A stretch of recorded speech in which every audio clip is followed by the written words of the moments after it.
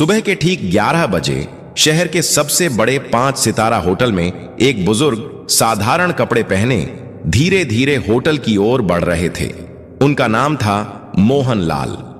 उनके हाथ में एक पुराना सा झोला था, लेकिन जैसे ही वह होटल के गेट पर पहुंचे, गार्ड के माथे पर तुरंत शिकन आ गई। गार्ड ने सामने आकर रास्ता रोकते हुए कहा, बाबा, आप यहां कहां आ गए? क्या काम है आपका यहां?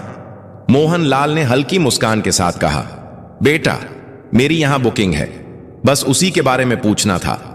गार्ड ने हंसते हुए अपनी साथी से कहा, अरे देखो तो, बाबा कह रहे हैं इनकी यहां बुकिंग है।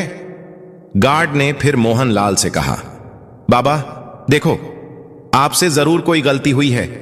शायद आपको किसी ने गलत पता दे दिया है, क्योंकि यह होटल बहुत ही लग्जरी है। बड़े बड़े बाबू लोग आते हैं यहां, कोई आम आदमी इसको अफोर्ड नहीं कर सकता। इतने में होटल की रिसेप्शनिस्ट प्रिया सक्सेना ने यह बातचीत सुन ली। उसने अपनी नजरें मोहन लाल पर डाली, सिर से पांव तक उन्हें देखा और होंठों पर हल्की मुस्कान तैर गई। वह मुस्कान स्वागत की नहीं, बल्कि ताने और उपेक्षा की थी। प्रिया ने कहा, बाबा, मुझे नहीं लगता कि आपकी कोई बुकिंग इस होटल में होगी। यह होटल बहुत महंगा है, शायद आप गलत जगह आ गए हैं। मोहन लाल ने उसी सहजता से जवाब दिया, बेटी, एक बार चेक तो कर लो, शायद मेरी बुकिंग यहीं हो। प्रिया ने लापरवाही से कंधे उचकाए और कहा, ठीक है बाबा, इसमें समय लगेगा, आप वेटिंग एरिया में जाकर बैठ जाइए। मोहन लाल ने सिर हिलाया और धीरे धीरे वेटिंग एरिया की ओर बढ़े। लॉबी में मौजूद कई गेस्ट उन्हें अजीब नजरों से घूर रहे थे। किसी ने धीरे से कहा, लगता है मुफ्त का खाना खाने आया है। कोई और बोला, इसकी तो औकात भी नहीं है कि यहां का एक गिलास पानी भी खरीद सके। मोहन लाल ने यह सब सुन लिया, लेकिन वे चुप रहे। वह कोने में रखी एक कुर्सी पर बैठ गए, झोला जमीन पर रखा और दोनों हाथ छड़ी पर टिकाकर खामोश बैठे रहे। लॉबी का माहौल अजीब हो चुका था। लोग चाय और कॉफी की चुस्कियां लेते हुए उन्हीं की तरफ इशारा करके बातें बना रहे थे। किसी छोटे बच्चे ने अपनी मां से मासूमियत से पूछा, मम्मी, ये बाबा यहां क्यों बैठे हैं? ये तो होटल वाले जैसे नहीं दिखते। मां बच्चे से बोली, बेटा, सब किस्मत की मार है। जब किस्मत साथ ना दे तो हर किसी की सुननी पड़ती है। इसी बीच प्रिया फिर से वहां से गुजरी। उसने अपने साथी स्टाफ से कहा, पता नहीं मैनेजर साहब क्या कहेंगे, ऐसे लोगों को यहां बैठाना भी रिस्क है, होटल की इमेज खराब हो रही है। साथी ने हंसते हुए कहा, कोई बात नहीं, कुछ देर बाद यह खुद ही उठकर चला जाएगा। मोहन लाल यह सब सुन रहे थे, पर वह एक शब्द न कह सके। वह सिर्फ इंतजार कर रहे थे कि कोई उनकी बात सुने। 1 घंटे तक वह यूं ही बैठे रहे, कभी घड़ी देखते, कभी रिसेप्शन की तरफ नजर डालते। उन्हें उम्मीद थी कि कोई आएगा और कहेगा, हां बाबा, आपकी बुकिंग है, लेकिन ऐसा नहीं हुआ। मोहन लाल ने धीरे से कुर्सी का सहारा लिया और खड़े हो गए। उन्होंने रिसेप्शन की तरफ देखा और कहा, बेटी, अगर तुम व्यस्त हो तो अपने मैनेजर को बुला दो, मुझे उनसे भी कुछ जरूरी बात करनी है। प्रिया ने मन ही मन सोचा, अब इसे मैनेजर से भी मिलना है। फिर अनमने ढंग से फोन उठाया और होटल मैनेजर विक्रम सिंह को कॉल लगाया। उसने कहा, सर, एक बुजुर्ग आपसे मिलना चाहते हैं। विक्रम ने दूर से मोहन लाल को देखा और फोन पर हंसते हुए कहा, क्या ये हमारे गेस्ट हैं या बस ऐसे ही चले आए हैं? मेरे पास अभी टाइम नहीं है, इन्हें बैठने दो, थोड़ी देर में खुद चले जाएंगे। प्रिया ने वही आदेश दोहराया और मोहन लाल को और थोड़ी देर बैठने का आदेश दिया। मोहन लाल ने गहरी सांस ली और फिर से उसी कोने की कुर्सी पर बैठ गए। सारी नजरों का बोझ उनके कंधों पर था, लेकिन उनकी आंखों में अब भी वही सब्र था। मानो कह रहे हो, सच को छिपाया जा सकता है, पर रोका नहीं जा सकता। लॉबी में मोहन लाल अब भी बैठे थे। समय धीरे धीरे बीत रहा था, लेकिन उनके लिए हर मिनट किसी पहाड़ की तरह भारी हो रहा था। इसी बीच रिसेप्शनिस्ट प्रिया सक्सेना दोबारा उनके पास आई। उसने रूखी आवाज में कहा, बाबा, आपको थोड़ा और इंतजार करना पड़ेगा, मैनेजर साहब अभी भी बिजी हैं। मोहन लाल ने मुस्कुराकर सिर हिलाया और बोले, ठीक है बेटी, मैं इंतजार कर लूंगा। उसी समय होटल का मैनेजर विक्रम सिंह अपने केबिन में बैठा हुआ किसी विदेशी क्लाइंट से फोन पर बातें कर रहा था। उसके चेहरे पर घमंड साफ झलक रहा था। फोन रखते ही रिसेप्शन से प्रिया का दोबारा कॉल आया।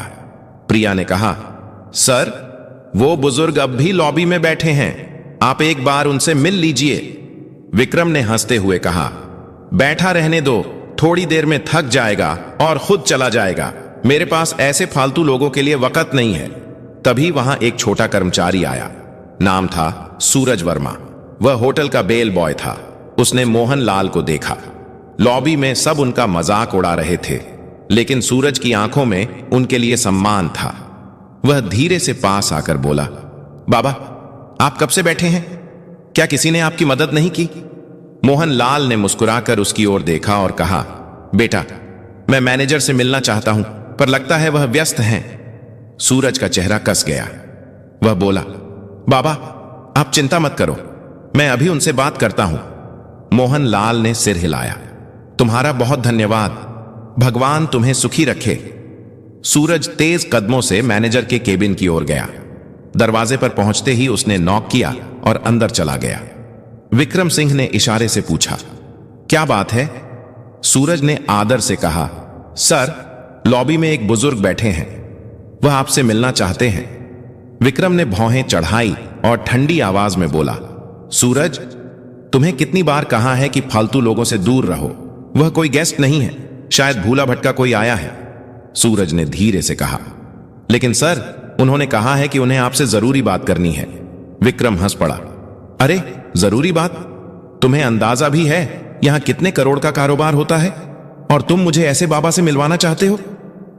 सूरज चुप रहा, लेकिन अंदर से दुखी था। उसने सोचा, इंसान को उसकी शक्ल देखकर कैसे ठुकराया जा सकता है? क्या बड़े पद पर बैठने से किसी को इंसानियत भूल जानी चाहिए? विक्रम ने सख्त आवाज में कहा, सूरज, तुम अपना काम करो, यह मामला तुम्हारे बस का नहीं है। सूरज ने सिर झुकाया और बाहर चला आया। लॉबी में लौटते ही उसने मोहन लाल की ओर देखा। उनकी आंखों में धैर्य अब भी था। सूरज उनके पास बैठ गया और बोला, बाबा, मैंने कोशिश की, लेकिन मैनेजर साहब अभी नहीं मिलना चाहते। मोहन लाल ने मुस्कुराकर उसके कंधे पर हाथ रखा और बोले, कोई बात नहीं बेटा, तुमने कोशिश की, यही मेरे लिए काफी है। सूरज की आंखें भर आईं। उसे महसूस हुआ कि यह बुजुर्ग कोई आम इंसान नहीं है। उनकी सादगी में एक अजीब सी ताकत छिपी थी। लॉबी का माहौल अब और भी भारी हो चुका था। लोगों के ताने और ठहाके, मोहन लाल की खामोशी और सूरज की बेचैनी सब मिलकर एक अजीब तस्वीर बना रहे थे। करीब 1 घंटा बीत चुका था। मोहन लाल अब भी उसी कुर्सी पर बैठे थे। उन्होंने धीरे से आंखें बंद की और सोचा, धैर्य रखना ही असली ताकत है। लेकिन अब समय आ गया है कि सच्चाई सामने आए। होटल की घड़ी ने 12:30 बजाए। मोहन लाल अब और चुपचाप बैठ नहीं पाए। उन्होंने धीरे से अपनी छड़ी उठाई, झोला कंधे पर टांगा और रिसेप्शन की तरफ बढ़ गए। लॉबी में बैठे कई लोगों ने फिर से ताने कसे, देखो देखो बाबा, अब मैनेजर से लड़ने जा रहे हैं। रिसेप्शन पर खड़ी प्रिया सक्सेना ने उन्हें आते देखा। उसने झुंझुलाकर कहा, बाबा, आपको कहा था ना, इंतजार कीजिए, मैनेजर अब भी बिजी हैं। मोहन लाल ने उसकी ओर देखा और नरम आवाज में बोले, बेटी, बहुत इंतजार कर लिया, अब मैं खुद ही उनसे बात कर लूंगा। इतना कहकर मोहन लाल सीधा मैनेजर विक्रम सिंह के केबिन की ओर बढ़े। लॉबी में खामोशी छा गई। सबकी नजरें उसी तरफ टिक गईं। हर कोई देखना चाहता था कि आगे क्या होने वाला है। जैसे ही मोहन लाल ने केबिन का दरवाजा खोला, विक्रम अपनी घूमने वाली कुर्सी पर अकड़ के साथ बैठा था। उसने भौहें चढ़ाते हुए कहा, हां बाबा, बताइए, इतना शोर क्यों मचा रखा है? क्या काम है आपको? मोहन लाल ने धीरे से झोला खोला और उसके अंदर से एक लिफाफा निकाला। उसे आगे बढ़ाते हुए बोले, यह मेरी बुकिंग और होटल से जुड़ी कुछ डिटेल है, कृपया एक बार देख लीजिए। विक्रम ने हंसते हुए लिफाफा हाथ में लिया, लेकिन खोले बिना ही टेबल पर पटक दिया। उसकी हंसी में अहंकार साफ झलक रहा था। उसने कहा, बाबा, जब किसी इंसान की जेब में पैसे नहीं होते तो उसे बुकिंग जैसी बड़ी बड़ी बातें करना बिल्कुल बेकार है। मुझे आपके जैसे लोगों की शक्ल देखकर ही पता चल जाता है कि आपके पास कुछ नहीं है। यह होटल आपके बस का नहीं है। बेहतर होगा आप यहां से चले जाएं। मोहन लाल ने उसकी आंखों में देखा। उनकी आवाज अब गहरी और गंभीर हो चुकी थी। उन्होंने कहा, बेटा, बिना देखे कैसे तय कर लिया? एक बार इन कागजों को देख तो लो। सच्चाई अक्सर वैसी नहीं होती जैसी दिखती है। विक्रम कुर्सी पर पीछे झुक गया और जोर से हंसते हुए बोला, बाबा, मुझे किसी कागज को देखने की जरूरत नहीं है। मैं सालों से इस होटल को संभाल रहा हूं। लोगों की शक्ल देखकर ही पहचान लेता हूं कि किसकी क्या औकात है। आपकी शक्ल कहती है आपके पास कुछ भी नहीं है। यह सुनकर लॉबी में बैठे कुछ गेस्ट भी हंसने लगे। मोहनलाल ने गहरी सांस ली, लिफाफा टेबल पर रखा और शांत स्वर में बोले, ठीक है, जब तुम्हें यकीन नहीं है तो मैं चला जाता हूं, लेकिन याद रखना, जो तुमने आज किया है उसका नतीजा तुम्हें भुगतना पड़ेगा। इतना कहकर उन्होंने दरवाजे की ओर कदम बढ़ाए। पीछे बैठे गेस्ट फुसफुसाए, वाह, मैनेजर ने सही किया, ऐसे लोगों को यही सबक मिलना चाहिए। मोहनलाल होटल से बाहर निकल गए। उनकी धीमी चाल और झुकी हुई कमर ने पूरे स्टाफ के बीच एक अजीब सा सन्नाटा छोड़ दिया, लेकिन विक्रम अपनी कुर्सी पर बैठा मुस्कुराता रहा। उसके चेहरे पर गर्व और तिरस्कार का मिला जुला भाव था। इसी बीच बेल बॉय सूरज वर्मा उस लिफाफे की तरफ बढ़ा। उसने धीरे से उसे उठाया और चुपचाप अपने सर्वर कंप्यूटर की ओर चला गया। कंप्यूटर स्क्रीन पर उसने लॉगिन किया और फाइलें खोलना शुरू किया। लिफाफे में लिखी डिटेल्स के आधार पर उसने होटल का पुराना रिकॉर्ड खंगाला। कुछ ही देर में उसकी आंखें चौड़ी हो गई। स्क्रीन पर जो जानकारी थी उसने सूरज को हिलाकर रख दिया। रिकॉर्ड में साफ लिखा था, मोहनलाल, होटल के 65% शेयर होल्डर, संस्थापक सदस्य। सूरज की सांसें तेज हो गईं। उसने फौरन प्रिंटर से रिपोर्ट निकाली। कागज हाथ में लिए वह भागता हुआ मैनेजर के केबिन में पहुंचा। अंदर विक्रम अब भी किसी क्लाइंट से फोन पर बात कर रहा था। सूरज ने धीरे से कहा, सर, यह रिपोर्ट देखिए, ये वही बुजुर्ग हैं जो यहां आए थे। ये हमारे होटल के असली मालिक हैं। विक्रम ने फोन रखते हुए सूरज की तरफ देखा और भौहें चढ़ा ली। सूरज, तुम्हें कितनी बार कहा है, मुझे ऐसे लोगों की रिपोर्ट्स में दिलचस्पी नहीं है। यह सब फालतू बातें हैं। सूरज ने फिर कोशिश की, लेकिन सर, यह रिपोर्ट साफ बताती है कि मोहनलाल हमारे होटल के मालिक हैं। अगर हमसे कोई गलती हो गई है तो। विक्रम ने बीच में ही बात काट दी। उसने रिपोर्ट को अपनी तरफ सरका कर देखा, फिर बिना पढ़े ही उसे वापस सूरज की ओर धकेल दिया। उसकी आवाज में अहंकार पहले से और ज्यादा था। उसने कहा, मुझे यह सब बकवास नहीं चाहिए। तुम्हें मैंने कहा है ना, अपना काम करो। यह होटल मेरी मैनेजमेंट स्किल से चलता है, किसी पुराने बाबा की दान दक्षिणा से नहीं। सूरज हैरान रह गया। उसके चेहरे पर गहरी बेचैनी थी। वह रिपोर्ट हाथ में लेकर वापस निकल गया। लॉबी में आते ही उसने मोहनलाल को याद किया। उनकी आंखों की गहराई, उनका धैर्य। उसे लगा, यह मामला अब सिर्फ होटल तक सीमित नहीं है, यह इंसानियत की परीक्षा है। धीरे धीरे शाम होने लगी। गेस्ट अपने अपने कमरों में चले गए।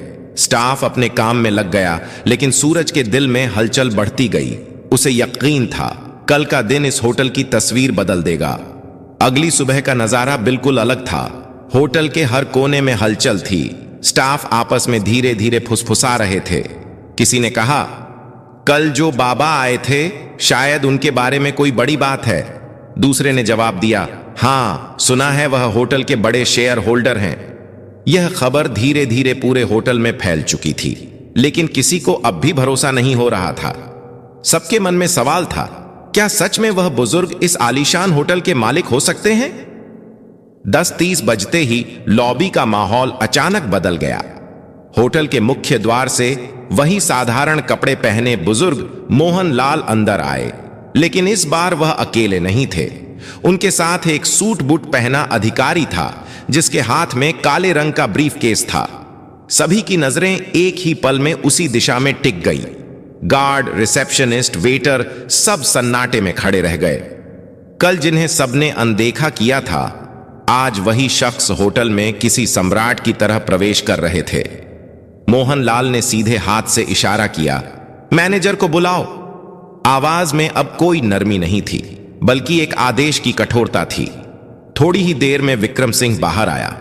उसके चेहरे पर हल्की घबराहट थी, लेकिन अहंकार अब भी बाकी था। वह आधा मुस्कुराकर बोला, जी बोलिए बाबा, आज फिर आ गए। मोहनलाल ने उसकी आंखों में देखा और ठंडी आवाज में कहा, विक्रम सिंह, मैंने कल ही कहा था तुम्हें अपने कर्मों का नतीजा भुगतना पड़ेगा। आज वह दिन आ गया है। विक्रम सकपका गया। उसने हंसी में बात टालने की कोशिश की। मोहनलाल के साथ आए अधिकारी ने ब्रीफकेस खोला, उसमें से मोटी फाइल निकाली और सबके सामने टेबल पर रख दी। उसने जोर से कहा, ये डॉक्यूमेंट साफ बताते हैं इस होटल के 65% शेयर मोहनलाल के नाम पर हैं। असल मालिक वही हैं। पूरा स्टाफ स्तब्ध रह गया। प्रिया सक्सेना के हाथ कांपने लगे।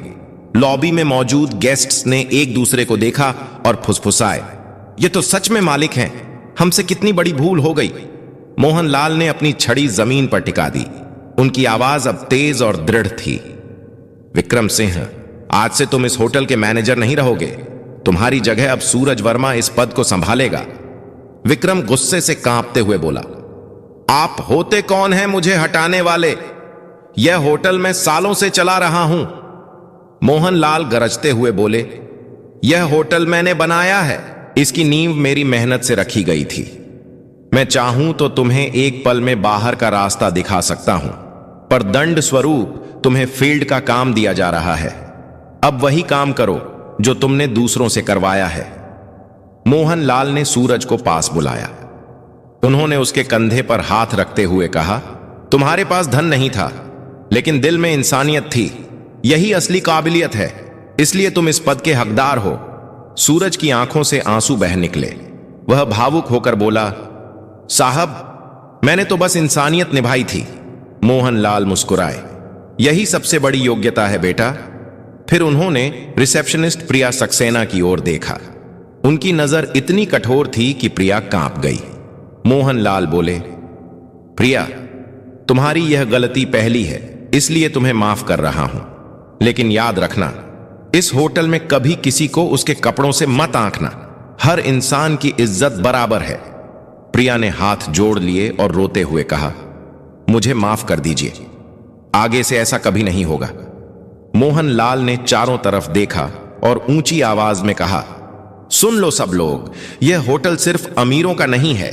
यहां इंसानियत ही असली पहचान होगी। जो भी अमीर गरीब का फर्क करेगा वह इस जगह पर रहने लायक नहीं होगा। लॉबी में मौजूद गेस्ट्स ने जोरदार तालियां बजाई। हर कोई मोहनलाल को सम्मान की नजरों से देख रहा था। जो कल तक उन्हें तुच्छ समझ रहे थे, आज वही उनके आगे झुक गए। मोहनलाल ने अंत में कहा, असली अमीरी पैसे में नहीं, सोच में होती है। अगर सोच बड़ी हो तो इंसान खुद ही बड़ा बन जाता है। इतना कहकर वह अधिकारी के साथ होटल से बाहर निकल गए। पीछे खड़े स्टाफ और गेस्ट्स देर तक उनकी ओर देखते रहे और मन ही मन सोचते रहे, मालिक ऐसा होना चाहिए जो दूसरों को उनकी इंसानियत से पहचाने, ना कि उनके कपड़ों से। उस दिन के बाद होटल का माहौल पूरी तरह बदल गया। स्टाफ अब हर गेस्ट के साथ सम्मान से पेश आता। लोग कहते, मोहनलाल ने सिर्फ होटल नहीं बनाया बल्कि इंसानियत की नींव भी रखी। दोस्तों, अगर आपको यह कहानी पसंद आई हो तो प्लीज इसे लाइक करें और ज्यादा से ज्यादा लोगों तक शेयर करें। और हां, हमारे चैनल को सब्सक्राइब करना बिल्कुल ना भूलें, ताकि ऐसी ही दिलचस्प और दमदार कहानियां आपको मिलती रहें। धन्यवाद।